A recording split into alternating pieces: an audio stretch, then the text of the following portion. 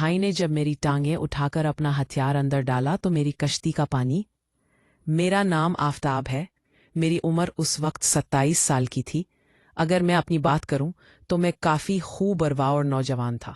किसी लड़की का भी मुझ पे दिल आ सकता था, लेकिन मेरे अब्बू मुझ पे काफ़ी सख्ती करते थे। इसी वजह से मुझे इतनी डील न मिली कि मैं बाहर जाकर मस्तियां कर सकता, जो कि मेरी उम्र के लड़के करती थी।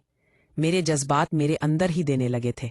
मैं 10 साल की उम्र तक रोता था और अम्मी अब्बू की सारी तवज्जो मुझ पर ही होती थी। और अचानक ही एक दिन मेरी अम्मी की तबीयत खराब हुई और अब्बू ने अस्पताल लेकर जाने लगे। मुझे खाला के पास छोड़ दिया। मैं जैसे ही घर में वापस आया तो एक नन्ही सी बच्ची की आवाज़ ने सारे घर में रौनक पैदा की हुई थी। सब मुझे मुबारकबाद देने लगे थे कि मेरी बहन पैदा हुई है। इस पर मुझे पता चला कि मैं भाई बन गया हूँ। मुझे उस वक्त काफ़ी हैरानी हुई। कितने अरसे बाद मैं भाई बना हूँ। मैंने उसे देखा तो वो काफ़ी खूबसूरत थी और बिल्कुल छोटी सी गुड़िया थी। उसका नाम निम्रा रखा गया, जो कि वो सबको बहुत पसंद था। आहिस्ता आहिस्ता मैं नम्रा की बहुत ऐश होने लगा था, क्योंकि मैं सारा दिन घर ही रहता था और नम्रा के साथ खेलता था। वो भी मुझसे काफ़ी प्यार करती थी। मैं इसकी हर चीज़ का ख्याल रखता था।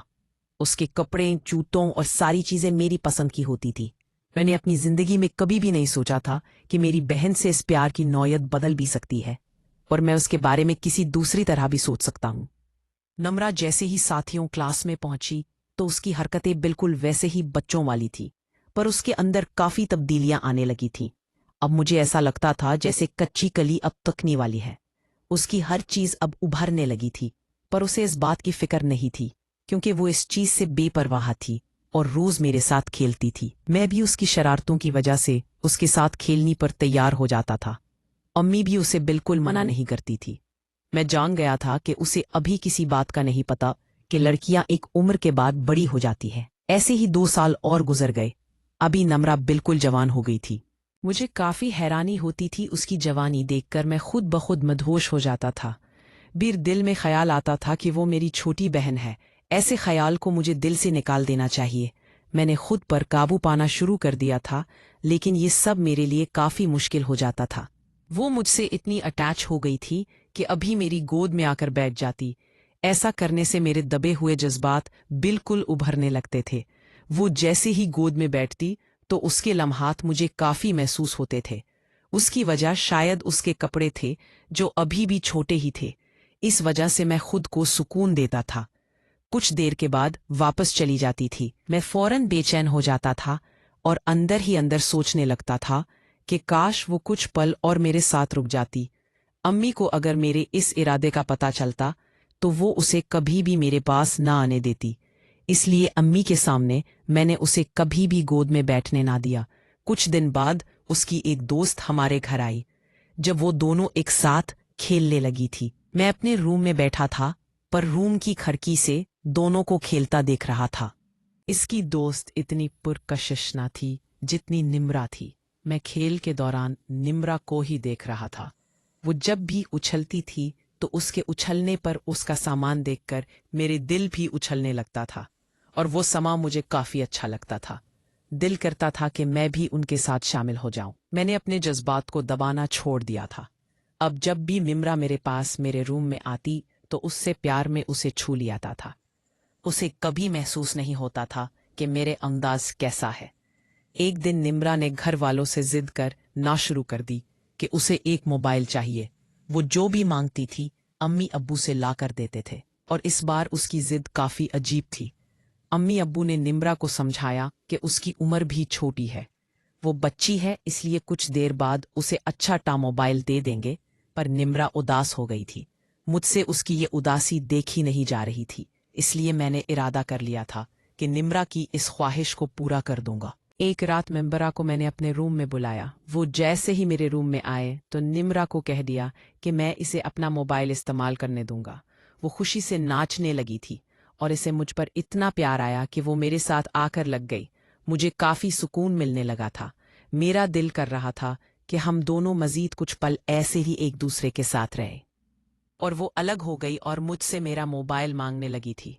मैंने से मेरा मोबाइल निम्रा के साथ एक शर्त रखी थी कि अगर वो मेरे रूम में ही रहकर मोबाइल इस्तेमाल करेगी तो ही मैं इसे इजाज़त दूंगा। वो मेरी बात मान चुकी थी। अब रोज रात 11 बजे अम्मी अब्बू सो जाते थे तो निम्रा मेरे रूम में आ जाती थी, इसे अपना मोबाइल भी दे देता था। वो काफी खुश हो जाती थी और मेरी साथ वाली जगह पर लेटकर मोबाइल इस्तेमाल करती थी। मैं उसे अपने साथ लेता देखता रहा था। वो इस अंदाज से लेती थी कि उसका सामान नजर आता था और मुझे दिखाई देता था। मेरी आंखें वो नज़ारा देखकर सुकून महसूस करती थीं।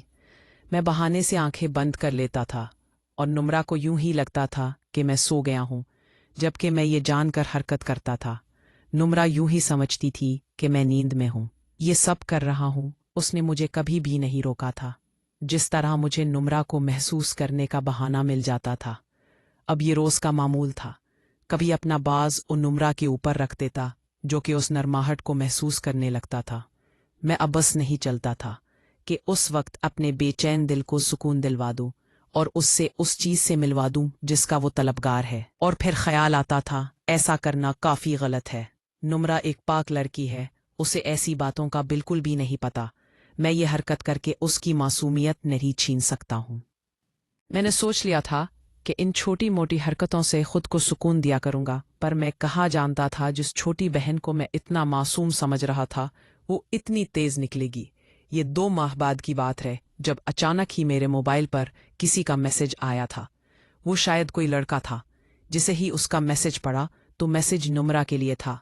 उसने नुम्रा से उसकी तस्वीर मांगी थी कि सब मैसेज पढ़कर मेरी राह रू पनाह हो गई थी।